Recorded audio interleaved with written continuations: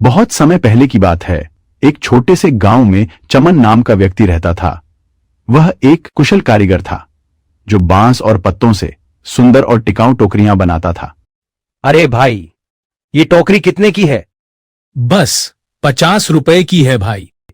इतनी अच्छी और मजबूत टोकरी सिर्फ 50 रुपए में? हाँ भाई, मैं चाहता हूं कि हर कोई इन्हें खरीद सके। फायदा कम हो तो भी कोई बात नहीं। वाकई तुम बहुत ईमानदार आदमी हो। मुझे खुशी होती है जब लोग मेरी बनाई चीजों से खुश होते हैं। फिर एक नहीं, 2 टोकरी दो भाई। जरूर, अभी देता हूं।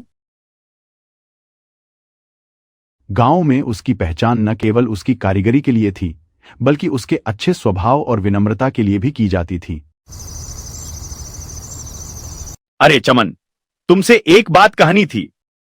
बोलो भाई, क्या बात है? भाई, आज मंडी से सब्जी लानी है पर मेरी टोकरी टूट गई है। क्या तुम मुझे एक टोकरी उधार दे सकते हो? कल सुबह लौटा दूंगा। उधार? अरे भाई, पहले भी 2 बार टोकरी लेकर नहीं लौट आए थे तुम। भाई, गलती हो गई, इस बार पक्का सुबह सुबह लौटा दूंगा, भगवान कसम। ठीक है भाई, ले जाओ, पर इस बार भूलना मत, गरीब गरीब की मदद करेगा तभी काम चलेगा। अगले दिन चमन जंगल में टोकरियां बनाने के लिए बांस और पत्ते इकट्ठा करने जा रहा था। तभी उसे एक दर्द भरी आवाज सुनाई दी। अरे, कोई है, मेरी मदद करो। बाबा, आपको क्या हुआ? बेटा, मैं बहुत बूढ़ा हो चुका हूं, अब तो मुझसे चला फिरा भी नहीं जाता। मैं यहां अकेला हूं और कोई भी मेरी मदद करने को तैयार नहीं है। चमन को यह सुनकर बहुत दुख हुआ। उसने बिना देरी किए बूढ़े को सहारा देकर पास के एक बड़े पेड़ के नीचे बैठाया। जब चमन बूढ़े व्यक्ति की देखभाल कर रहा था, तभी उसकी नजर रास्ते में पड़े कुछ सोने के सिक्कों पर पड़ी। फिर भी उसने उनकी ओर ध्यान नहीं दिया और पूरी तरह से बूढ़े व्यक्ति की देखभाल में जुटा रहा। बेटा, तुम्हारे मन में इन सोने के सिक्कों को देखकर थोड़ा भी लालच नहीं आया। तुमने निस्वार्थ होकर मेरी सेवा की है। तुम्हारा हृदय बहुत पवित्र है, इसलिए मैं तुम्हें एक वरदान देना चाहता हूं। तुम जो चाहो मुझसे मांग सकते हो। बाबा, मुझे कुछ नहीं चाहे। मुझे बस ये खुशी है कि मैं किसी जरूरतमंद की सहायता कर सका। बूढ़ा व्यक्ति उसकी निस्वार्थता से अत्यधिक प्रसन्न हुआ। लो बेटा, ये तुम्हारे लिए है। ये क्या है बाबा? बेटा, ये कोई साधारण डुगडुगी नहीं है, ये एक जादुई डुगडुगी है। जब भी तुम इसे सच्चे मन से बजाओगे, ये तुम्हारी हर इच्छा को पूरी करेगी। धन्यवाद बाबा। अब चमन उस डुगडुगी को लेकर घर की ओर चल दिया। अरे, आज का दिन तो वाकई बहुत लंबा था। पैरों में तो जैसे जान ही नहीं बची। बहुत थकान भी हो रही है। अब तो कुछ अच्छा खाना मिल जाए तो सच में जान आ जाए। चलो, अब इस जादुई डुगडुगी को बजाता हूं। जैसे बाबा ने कहा था, ये इच्छाओं को पूरा करती है। ये तो सच में कमाल हो गया। अरे वाह, इतने सारे स्वादिष्ट व्यंजन! ऐसा भोजन, आज तो मन भी तृप्त हो जाएगा और आत्मा भी। अब चमन बिना कोई कामकाज किए रात में डुगडुगी बजाता और स्वादिष्ट भोजन करता। इसी तरह कई दिन बीत गए।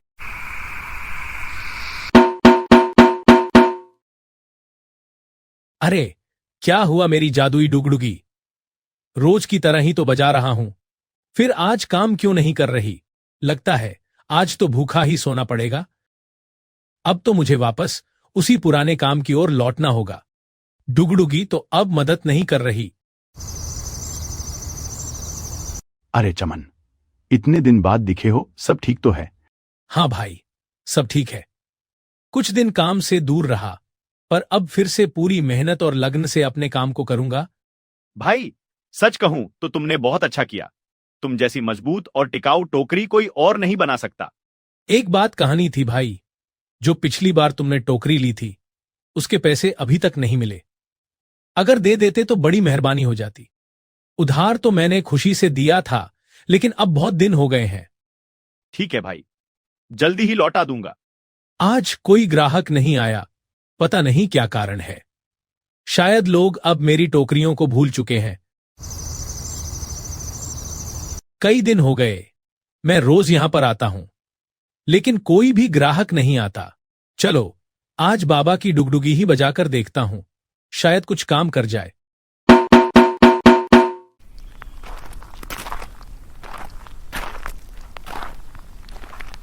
तुम्हारा आना देखकर मुझे बहुत खुशी हुई।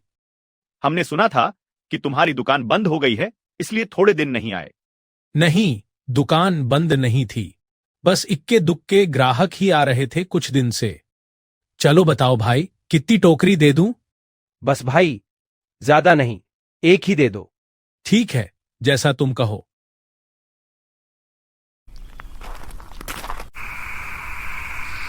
आज तो मजा ही आ गया। गुड़गुड़ी बजते ही ग्राहकों की लाइन लग गई। एक दिन जब चमन डुगडुगी बजा रहा, ये क्या कर रहा है? ये डुगडुगी क्यों बजा रहा है? कुछ देर के बाद फिर से चमन के पास ग्राहक आना शुरू हो गए। अरे ये क्या, डुगडुगी बजी और ग्राहक आना शुरू। अगले दिन जब चमन ग्राहकों से बातचीत कर रहा था, तब मदन ने चुपके से उस डुगडुगी को उठा लिया। से सब कुछ ठीक हुआ था और अब फिर सब खो गया। ये सिर्फ डुगडुगी नहीं थी, मेरी उम्मीद थी, मेरी मेहनत का साथी थी। शायद मैंने ही इसकी कद्र नहीं की। अब काम ढीला है तो इसने भी साथ छोड़ दिया। भाई, तुम में से किसी ने मेरी डुगडुगी देखी क्या? कल शाम से नहीं मिल रही है। नहीं भाई, हमने तो कहीं नहीं देखी। तुमने उसे कहां कहां ढूंढा? सभी जगह ढूंढा भाई, पर कहीं नहीं मिली। अच्छा भाई, क्या कुछ ज्यादा ही कीमती थी? नहीं भाई, बस बहुत दिनों से साथ थी, इसलिए मुझे उससे बहुत लगाव था। उदास चमन मन में ये सोचता हुआ कि उसका क्या होगा, उसके पास कोई ग्राहक आएगा भी या नहीं। अब वह घर की ओर चल दिया। अब मैं क्या करूं? दिन गुजरते जा रहे हैं, अब कोई भी ग्राहक मेरे टीए की ओर देखता तक नहीं। क्या मुझसे कोई भूल हो गई है? लगता है जैसे भगवान ने मेरी रोजी रोटी भी मुझसे छीन ली है। अब तो बाबा को ही बताना पड़ेगा, आखिर उन्हीं ने ही तो ये जादुई गुड़गुड़ी दी थी। शायद वो ही मेरी मदद कर सकें। हो सकता है वो फिर से कोई रास्ता दिखा दें, लेकिन वो बाबा अब कहां मिलेंगे? ना उनका कोई ठिकाना है, ना कोई पहचान। अगले दिन चमन मन में उम्मीद लिए बाबा की तलाश में निकल पड़ा। काफी देर हो गई, पूरा जंगल छान मारा, लेकिन कोई नहीं मिला। ना बाबा की परछाई। शायद मेरी किस्मत ही कहीं सो गई है। कोई भी मेरी मदद करने को तैयार नहीं। अब चमन ये सोचता हुआ कि बिना गुड़गुड़ी के भी तो मेरे पास ग्राहक आते थे, वो अपने ठीहे पर पहुंचा। ये सारी टोकरी आज भी ऐसे ही धरी रह गई। कुछ देर उदास बैठे रहने के बाद अचानक चमन की नजर उसी बूढ़े बाबा पर पड़ी। अरे बाबा, आप यहां कैसे? मैं तो सोच रहा था कि आपको ढूंढना बहुत मुश्किल होगा। बेटा, मैं तो हमेशा तुम्हारे करीब ही रहता हूं। क्या तुम्हें तुम्हारी गुड़गुड़ी नहीं मिली?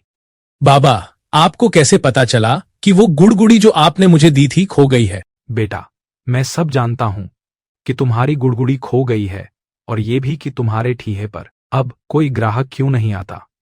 तुम्हारी उदासी, तुम्हारी परेशानी, सब कुछ मैं महसूस कर सकता हूं।